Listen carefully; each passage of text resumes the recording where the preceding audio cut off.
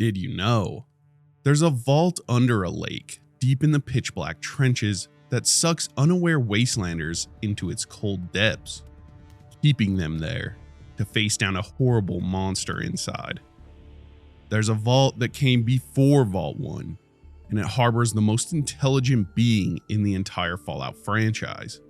There's even a vault led by the most abhorrent scientists that created monsters and mutants out of their own friends and families. In this series, we're going to be covering every single vault that we're aware about in the Fallout franchise. Any media that references a vault in some way, we will be covering. And every vault will be in-depth, and by the end of this, we hope to have the most in-depth vault video series ever created. By the way, we aren't just doing canon vaults. Like I said, if a vault is mentioned in any Fallout media, we're going to be placing it in these videos. Except Fallout Shelter. That game has some special conditions. So most vaults you'll see here are canon. Some are not. And some lie somewhere in between. But honestly, these obscure ones make for some really interesting stories. I encourage you guys to subscribe so you don't miss out on these videos. We really are putting a lot of work into this, and we appreciate every view, every like, and every comment. We really just enjoy you guys. Thank you. Let's start at the beginning, and from there, we'll work our way down the list of all the numbered vaults. But the beginning isn't Vault 1.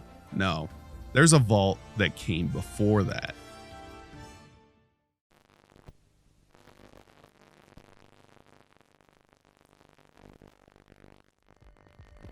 This vault is gonna surprise you. For one, most people don't even know that Vault 0 even exists. And why is that? Because it comes from the redheaded stepchild of the Fallout series, a game that most Fallout fans believe is non-canon, including myself until very recently. By the way, you wouldn't be wrong with this assumption either, as Bethesda has claimed it to be non-canon long ago when they bought the rights to the franchise. So this is where things get a little strange. On April 11th, 2024, in a post made by Emil Pagliarulo, the lead designer and writer at BGS, he breaks down the current Fallout timeline, as you can see here. This was in regards to the Fallout TV show and a few of the dates being strange and conflicting with the known timeline. What makes this more interesting is this right here. Emil considers Fallout Tactics as part of the timeline, part of the canon, sort of. Take this all with a grain of salt, as Bethesda reiterates that it's broad strokes type of canon, meaning they can choose what to retcon and when, depending on how they want the future of the franchise to go. So is the game canon? Yes. But is it also not canon? Again, yes. It's confusing. So for the time being when this video was made, Vault 0 is considered canon-ish. And I, for one, am glad. This vault is actually super intriguing, maybe one of the best vaults made in the series. And that's saying something. Vault 0 can be found in the cold ranges of the Cheyenne Mountains in Colorado. In the 20th century, the US military constructed a facility beneath this mountain, which is part of a mountain range on the western side of the United States. This range stretches from Canada in the north and beyond the US border all the way down into the southeastern part of the country. This facility would be called Vault 0 or the Calculator's Lair. Unlike the typical vaults which were designed to test human behavior under controlled conditions, Vault 0 served a different purpose. It was built by expanding and fortifying the Cheyenne Mountain complex. By volume, it was the largest vault constructed, functioning as the central hub intended to coordinate and manage the entire vault network. Vault 0 was unique in that it housed the brightest minds of the pre-war United States in cryogenic preservation. These individuals had their brains removed and cryogenically frozen for the period that they were kept in the vault. These brains were interconnected with a massive supercomputer known as the Calculator. The system was designed to work with the collective intelligence of these geniuses to craft and foster an ideal post-apocalyptic society, guiding and educating the survivors and inhabitants of the new world. As a result of budget reductions from the Department of Defense, influenced by an overconfidence in safety due to frequent drills, critical backup systems were omitted from the Neuralink systems. Consequently, the Calculator malfunctioned. Instead of deploying robots to secure the wasteland for human habitation, Vault 0's robots embarked on a mission to eradicate all life. enacting the so-called pacification protocol. Regarding the intellectuals whose brains were interfaced with the system, the majority experienced significant brain damage, along with dementia and diminished mental faculties due to a mix of aging and extended radiation exposure, though not mutation. Interestingly, the technology itself appeared resilient to the nuclear fallout's destructive effects. In Fallout Tactics, Vault Zero serves as the ultimate destination,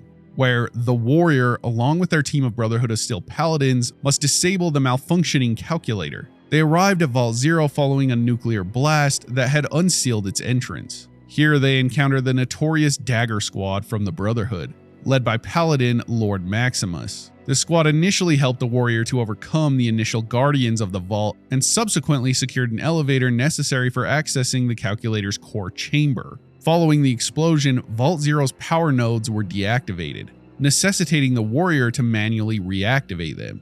Navigating through the Vault's security, residential, and cryogenic sectors, the Warrior encounters and defeats numerous robots, and also comes across the survivors of Vault Zero. These individuals, however, were found to be mentally compromised because of the defects of the cryogenic systems. After restoring power, the Warrior then advances to the lift, leading to the calculator's central hub. Greetings. I am the Calculator, overseer of the Vault Network. You have proven to be a statistical anomaly that crashed my logistics programs time and time again. It is my admiration of your adaptation and ingenuity that brings you to me. I assume that you would agree that 10 behemoth robots would terminate you and your squad. I have the resources to make such an offensive, but it is not in my interest. After all, you are quite the remarkable human, and more importantly, you have something I need. At this point in the quest, the Warrior has 4 options to choose from. 1, they can merge with the calculator, taking control of it and using its resources for the Brotherhood. 2, they could allow Simon Barnaky to merge with the calculator, which would result in a new Brotherhood of Steel and an anti-mutant regime. I might have another answer, brother. Fate has seen fit to use my Maria to show me that my life is not whole anymore. Through my quest to pull humanity from the darkness, I in turn have become inhuman. My Maria would be horrified at what I have become, and that is one burden I cannot bear to carry. I would sacrifice my own brain, my own existence to make the calculator whole, and to help form a world that would make my Maria proud. I leave the decision to you, brother. Or they could do nothing, allowing the calculator to shut down forever or destroyed entirely. Most options leading to the salvation of the calculator. But why is the calculator so important? Well, the calculator is the central entity of Vault Zero, designed to manage and coordinate the Vault's operations, ultimately aiming to guide humanity's resurgence after the nuclear apocalypse. Unlike the Zack series, the calculator isn't a true AI, but a supercomputer that utilizes organic human brains for its processing needs. It was built with an electro-organic terminal connecting its CPU to human brains preserved in near cryogenic conditions, and then fed nutrients to maintain life. Its role was to oversee Vault maintenance, life support, robot control, and defense, as well as enact the Exodus Protocol when conditions normalized. Before the Great War, the budget cuts severely impacted the calculator's support systems, leading to luxurious amenities for Vault staff at the expense of essential computer backups and life support. After the nuclear strike on October 23, 2077, the calculator went into a dormant state, only to be reactivated when super mutants breached Vault Zero, triggering the emergency pacification protocol. This led to significant loss and damage among Vault citizens due to the compromised systems. The calculator, following its rigid programming, expanded operations to nearby facilities to enhance Vault Zero's capacity, leading to conflicts with various groups in the region, thus earning its title, the Menace from the West. It captured and converted General Simon Barnaky into a robo-brain, using him as an advisor and a protector. That's far enough, warrior. Can you recognize me now, even in my new form? You've come a long way since my departure, but you haven't come far enough. The Brotherhood has caused many setbacks for us recently, but that's all they are, just setbacks. You cannot stop the future, just as you can't stop falling rain from reaching the ground. The calculator offers humanity a world of order and peace, a world free of war, of mutants and chaos. The Brotherhood would be wise to realize that their cause has been tainted by misdirection and genetic mutation. But they can still save themselves if they stop trying to prevent the unavoidable. However, you are too close to my new master in salvation to be allowed to continue. I salute you, warrior, but this is where your mission ends. The calculator's importance in a post-apocalyptic world like that of Fallout stems from its ability to centralize control, manage resources, and preserve vital knowledge. As a supercomputer equipped with the processing power of human brains, it can effectively oversee food distribution, energy usage, and infrastructure maintenance, which are critical for the survival and growth of any post-war society. Beyond mere sustenance, the calculator holds an extensive database of pre-war knowledge, encompassing science, medicine, and technology, which is invaluable for rebuilding civilization. It could also serve as a hub for communication and coordination between various human enclaves, potentially acting as a neutral mediator in times of conflict or negotiation, thus fostering unity and strategic planning for the future. However, the calculator's role isn't without its perils. There's the risk of becoming too reliant on such a system, which might lead to a loss of human initiative and skills in governance. The machine's programming might not adapt well to nuanced needs of human society, potentially interpreting its protocols in a manner that could lead to authoritarian control or even detrimental decisions for humanity. Ethically, the integration of human brains into a machine for cognitive enhancement raises profound questions about autonomy, identity, and the nature of intelligence. So while the calculator offers significant benefits for survival and societal reconstruction, its operation requires careful ethical oversight to prevent it from becoming a tyrant or a crutch, ensuring that it aids rather than dictates the path of human recovery.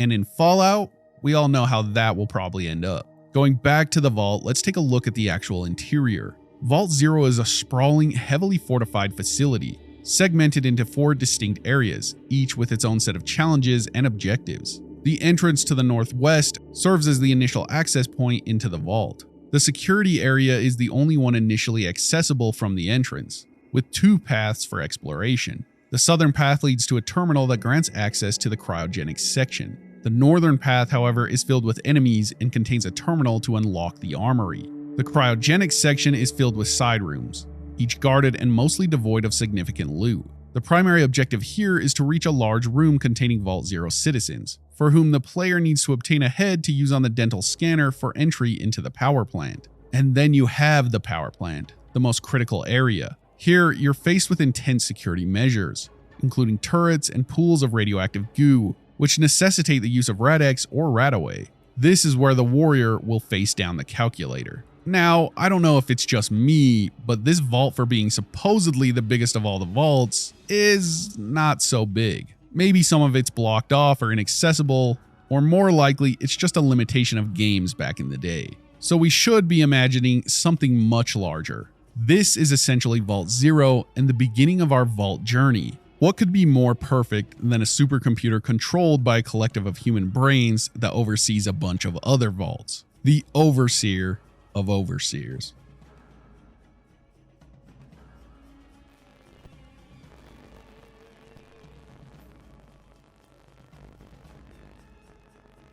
What does Vault 1 have in common with Wasteland?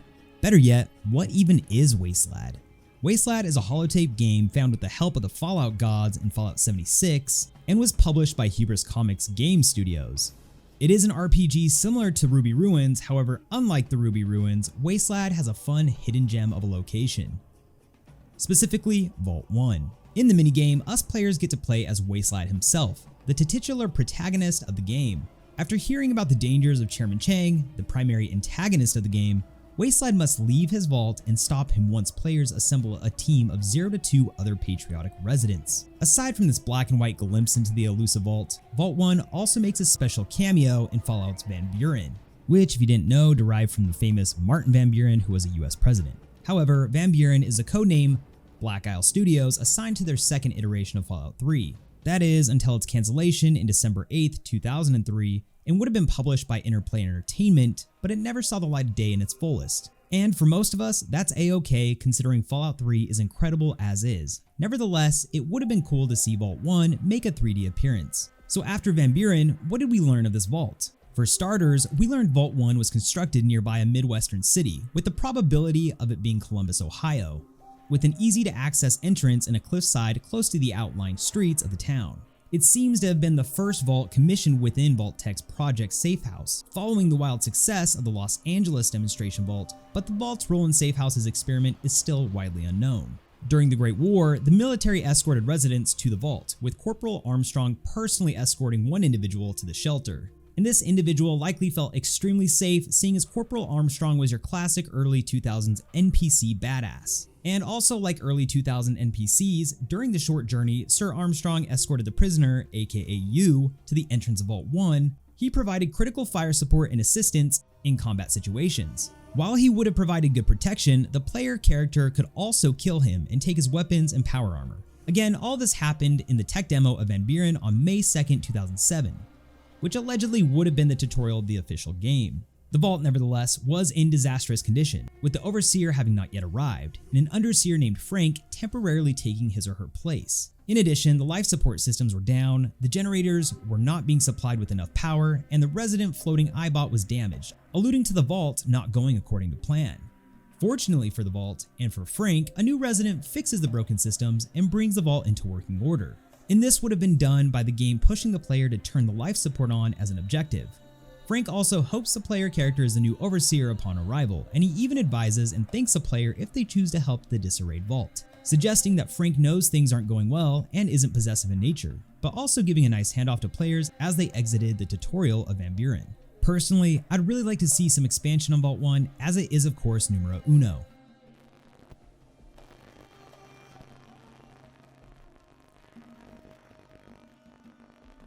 Once players made it out of Wastelad's Vault 1, Wastelad and his patriots head south towards the damaged artillery cannon where they meet a grizzled old Major Coote, a remnant of the US Army. Seeing as he remained at his artillery cannon for who knows how many years and loves liberty, he wants to help fight Chang, but his cannon is damaged and he needs Wastelad's help. Coote sends a group northeast towards a Chinese radio tower to collect a nuclear power core. However, when the group arrives, they are greeted by a deadly bat bear, which they must fight before they can power up the tower. Upon powering up the radio tower, the vicious Comrade Chrome is summoned, which is basically a wandering mini-boss in the mini-game. After a long while, the group can salvage the power core and return to Coote. He will then require a plasma shell, however, it is on the other side of a raging river and the only way through it is to travel through a cliff pass. He will then send them to Vault 2, as this is the only way through the cliffs and into Chang's fortress. The entrance text of Vault 2 reads, "Vault 2 remains closed, as it has for years. However, it is adorned with posters and pennants for pre-war local sports teams." There is a small old-school intercom next to the thick steel door. Although turned away at the door, Wastelad is told that he can return if he brings a rare sports item to the Vault's residents, and this is where we get our first true taste for what the residents in Vault 2 are like. And this is, they are simply sports obsessed. The residents are salivating over the thought of you bringing back the pristine Lucky No. 2 football jersey. The jersey is a highly sought after collectible that is eventually given to the Overseer of Vault 2, who hangs it up in the common room for display. The residents of this vault clearly need their priorities straight, but they mean well, and they will ultimately let you pass through the vault once the collectible is obtained. However, if you've ever played Fallout 76, you will meet a character known as the Bruiser, a member of the Crater Raiders subgroup who go by the name of the Blackwater Bad Boys at Ohio River Adventures. Bruiser once lived in a vault, where his pre-war memories slowly faded away. He claims that he participated in a warlike gladiator sport while inside the vault. If the player character points out that his description of the event sounds eerily similar to a game of American football, Bruiser will reject the notion, adamant about his memories as a fighter. Makes you wonder if he's referring to Vault 2, where he could have been subjected to America's favorite pastime. That vault is a hornet's nest. If you have second thoughts, no one would think less of you for it. Vault 3 has an interesting story. Not because of the experiment that took place here, because technically, no experiment ever did take place here.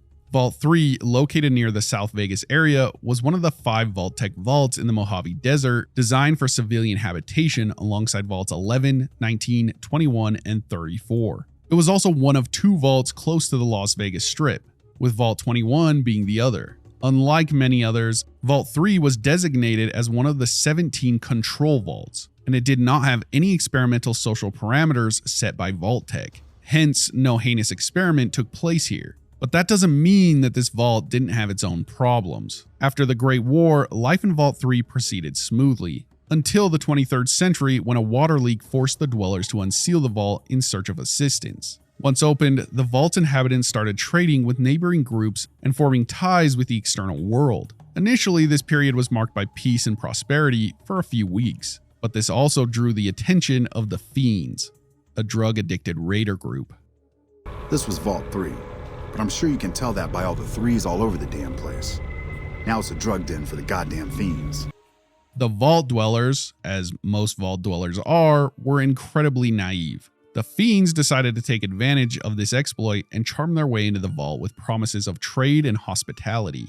Unfortunately for the Vault 3 dwellers, they never anticipated a full-scale attack like this, and they were completely unprepared with barely no security. They were then killed, and the Fiends took over the vault. Motor Runner, the leader of the Fiend gang, had initially set Vault 3 as a sanctuary for his tribe to avoid conflicts with the West Side area, both to steer clear of the Great Khan's drug operations and to minimize casualties from encounters with the West Side militia, particularly with their super mutant mean son of a bitch.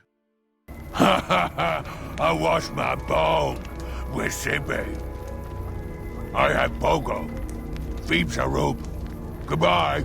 Over time, Motor Runner saw the potential in Vault 3 and transformed it into a formidable stronghold for his operations. If you've never played New Vegas, then I'll give you a brief summary of who the Fiends are so you aren't confused. The Fiends are a notorious gang of drug-crazed raiders known for their violent and chaotic behavior. They're primarily located around the outskirts of New Vegas, with their influence being particularly strong in the South Vegas area. The Fiends are addicted to various chems, which fuel their aggression and erratic actions. They're known for their brutality, often attacking travelers, traders, and settlements without provocation. They frequently assault NCR patrols, caravans, and local communities. Their addiction drives their behavior, and they often engage in or control the local drug trade. And they've established control over parts of the wasteland, making these areas dangerous for others. In essence, they're not good people, and in fact, I'd say they have zero redeeming qualities. Since taking control of Vault 3, the Fiends have grown in strength, posing a significant threat to those on New Vegas' southwestern outskirts, and continuously harassing the NCR forces at Camp McCarran. And this is the current fate of Vault 3. But let's take a look at the actual vault and how the people used to, or still, live here. The entrance to Vault 3 is uniquely integrated into the urban decay around it. Unlike many other vaults which are accessed through cave systems or isolated locations, Vault 3's door opens right into the remains of past civilization. This direct connection means there's no separate cave or tunnels leading to the vault, and as a result, when you approach and operate the control panel to open the vault, there's no transitional loading screen or cinematic door opening animation. This design choice reflects the vault's integration with its immediate surroundings, emphasizing its urban setting over the more secluded nature of typical vault entries. Once you enter, the courier is immediately met by a fiend guard who will inquire about the intruder's purpose. At this point, the courier has options to avoid conflict. By having a speech skill of 64 or higher, the courier can convince the guard to allow passage without hostility. Alternatively, wearing Great Khan armor deceives the guard into thinking the courier is part of an allied group, thus granting safe passage. Once past the guard, wearing the Great Khan armor becomes unnecessary, and you can proceed to explore or interact with the vault's inhabitants and environment without fear of immediate aggression from the guards. The interior is caked by the artistic expressions of its current occupants, with their graffiti adorning the walls. This graffiti isn't unique to the vault. It mirrors the style seen on the bunkers in Hidden Valley belonging to the Brotherhood of Steel. There's even a depiction of a stick figure couple in one of the restrooms, which is similar to a drawing from Hidden Valley, but on a larger scale. Additionally, there are approximately 5 terminals within Vault 3 that can be hacked. These terminals hold records and insights into the past of Vault 3. The Overseer's terminal contains entries about Vault elections, which hints at the Vault's attempt at maintaining some semblance of normalcy and democratic process. I'll read a few of the highlights so you guys can get a better picture. From Michael Robinson to George Stalt. George, we've been friends for a while, so I hope you didn't take my candidacy for Overseer personally. I'm going to do whatever I can to keep our friends and family safe. And if that means taking our exposure to the outside world slow and keeping to ourselves, outside of what we need of course, then that is what I'm going to push for. No one knows what it's going to be like out there. There could be horrific mutants or strange wandering vagabonds. Aliens, murderous gangs, we have no idea. Let's be smart about this, Mike. Murderous gangs, Mike says. I think he's paranoid. Later on, we learn that Michael lost to George Stahl in the Overseer election, and George sends out an email to all residents. Greetings, everyone. Thank you for all putting your trust in me. I'm honored to serve as your overseer for the next term and hopefully beyond. I'm going to do everything I can to get Michelle's committee outside as soon as possible. We'll get our water issues resolved and form lasting bonds with our neighbors in the world outside. Thanks again for putting your trust in me, George Stahl, Overseer. It's sad to learn how much faith they put in humanity and their neighbors. They were excited to leave the vault and begin their new lives. You'll notice a theme here in many of the logs you can find throughout the vault. There are tons of personal entries about a vault committee that was set up to make a plan and arrange outside ventures and trading efforts. There's even some entries about the water situation being more dire than predicted, forcing them into opening the vault. I'll read one last entry that kind of sums up my final thoughts on these residents. From Michael Robinson to Michelle Dalian. Okay, Michelle, I was wrong. The wasteland isn't as dangerous as I thought it was. As dangerous. That doesn't mean it's safe. We've had some luck trading and it looks like we're going to be operating at full capacity soon. Let's lock the doors for a little while, set up some guards.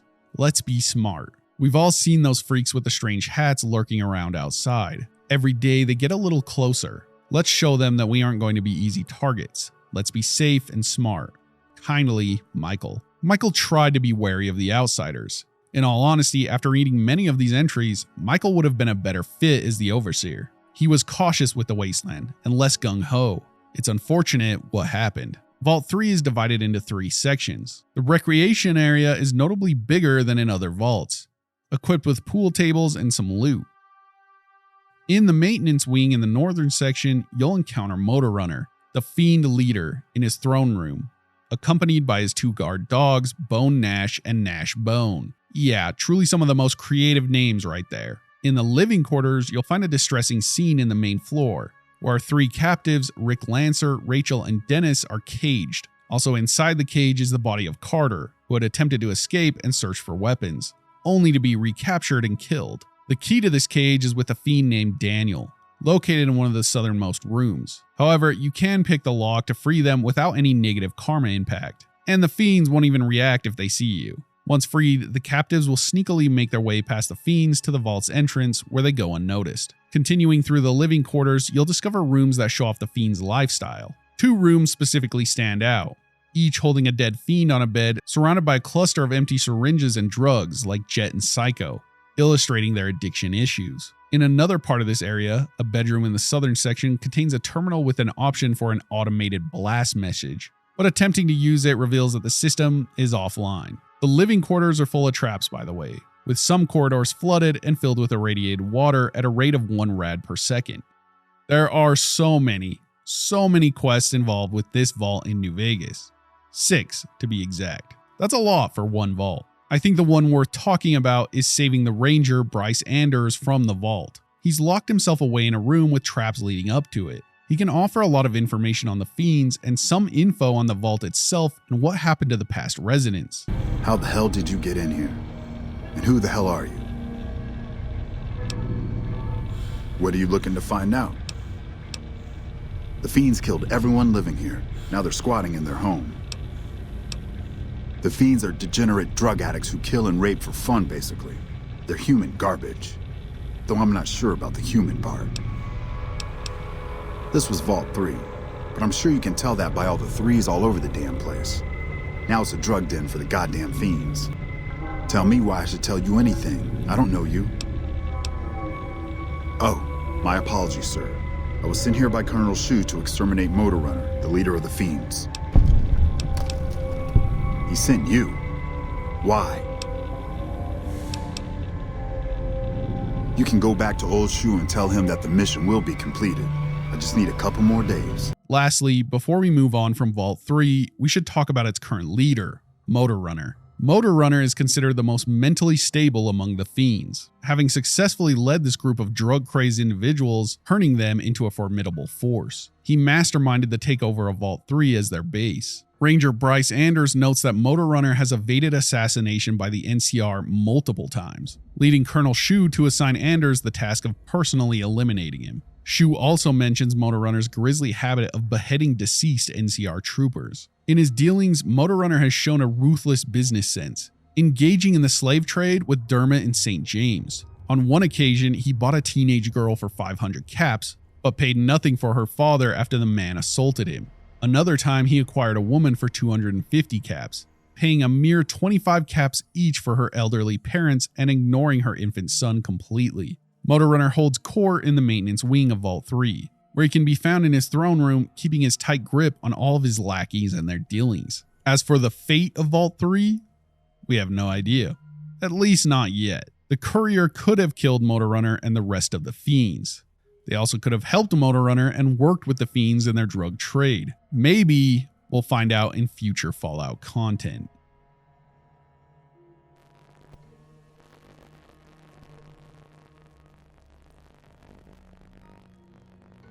Vault 4 was once featured in advertisements and Vault orientation videos, with the infamous Cooper Howard serving as a spokesman.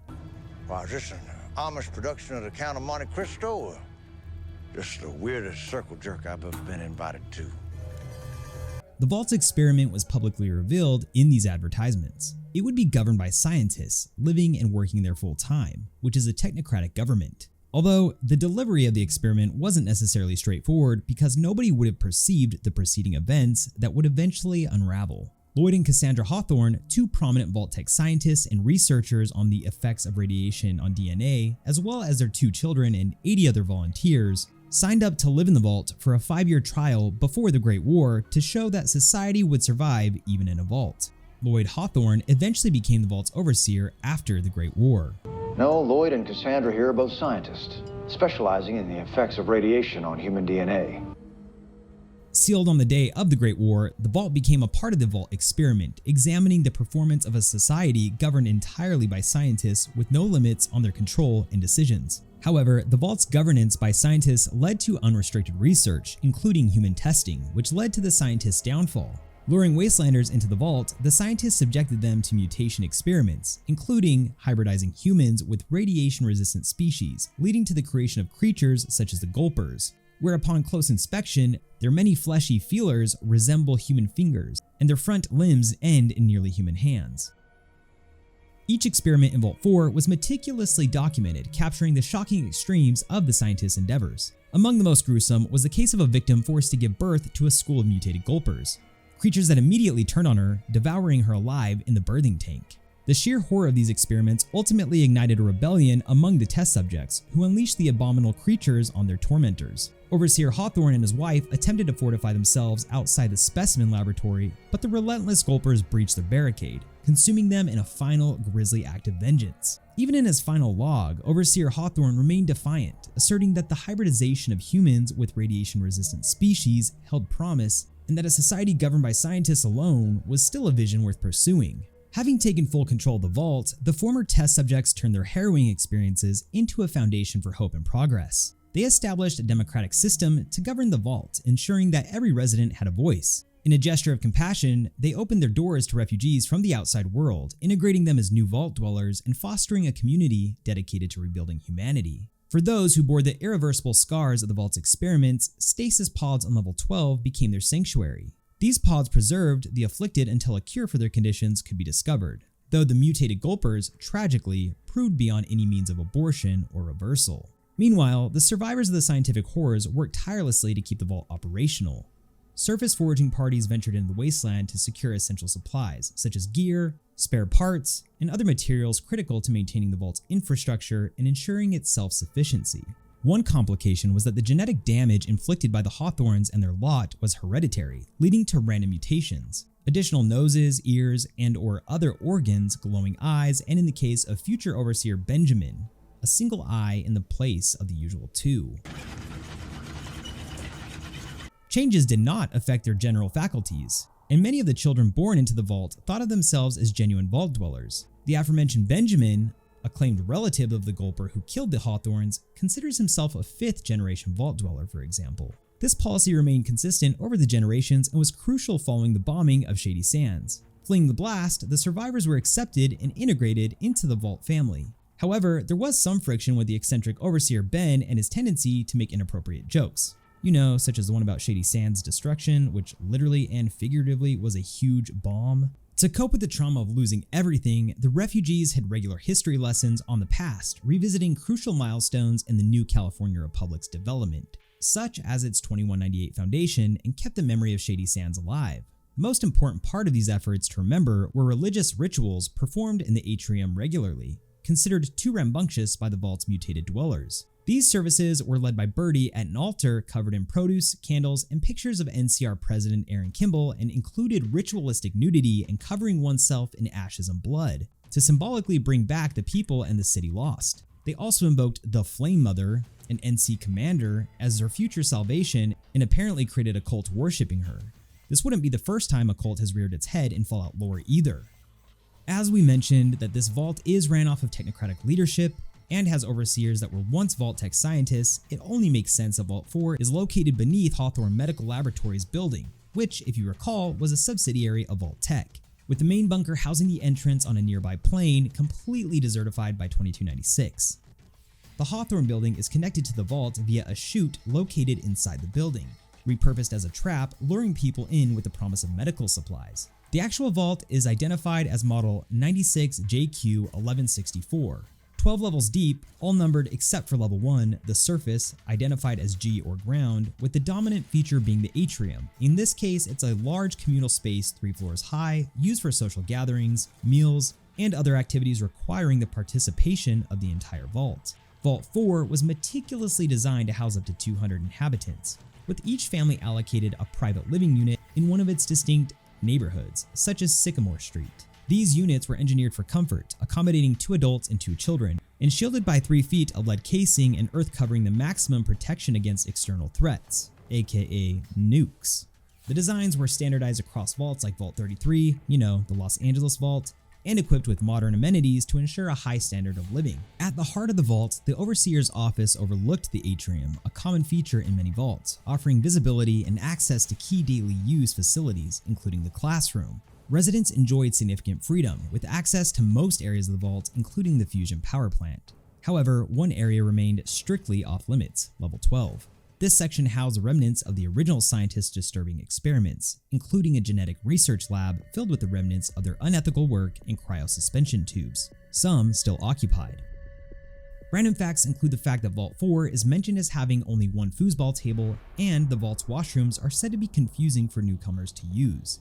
What else was confusing, however, was that chalkboard found within Vault 4 in the TV series includes a timeline of events for the new California Republic, which placed the fall of Shady Sands in 2277. Confusion in the community led some to decide that it meant Fallout New Vegas never happened in the show timeline. Todd Howard, however, clarified in an interview with IGN the following week that this is not the case. For anyone confused about how the city could be blown up by the time the show takes place, Howard explains that all the timeline details should line up. "We're careful about the timeline," he says. "There might be a little bit of confusion in some places, but everything that happened in the previous games, including New Vegas, happened. We're very careful about that. All I can say is we're threading it tighter there, but the bombs fall just after the events of New Vegas." End quote.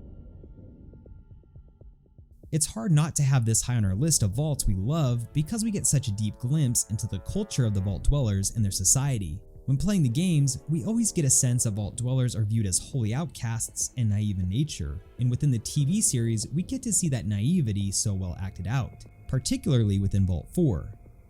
What is your take? If you absolutely had to live in one of Fallout's vaults, would this be on the upper echelon of choices?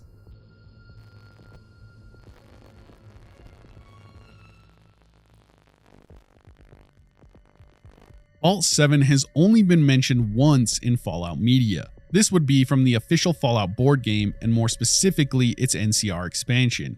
One of the tiles on the board game is Lucky Number 7 Vault, and it has some minor but interesting lore that we can pull some details from. First off, since it's a tile that can be placed down, it can be found in New California, the Capital Wasteland, the Pit, the Commonwealth, or Far Harbor. So at this point, you've probably guessed it.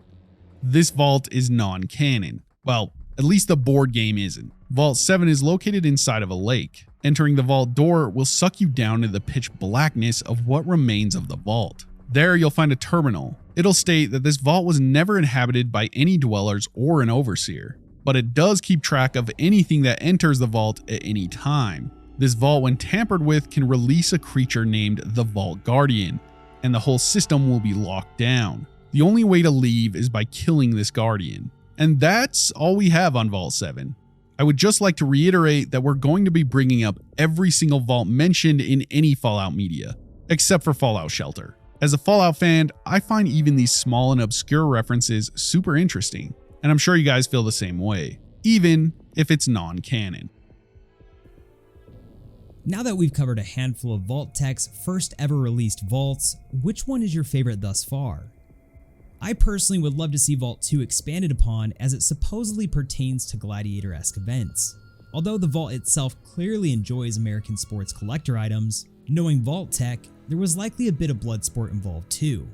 As mentioned earlier in the video, this is the first vid in a series where Mason and I plan to peel back the pages on the rest of the vaults within the Fallout universe.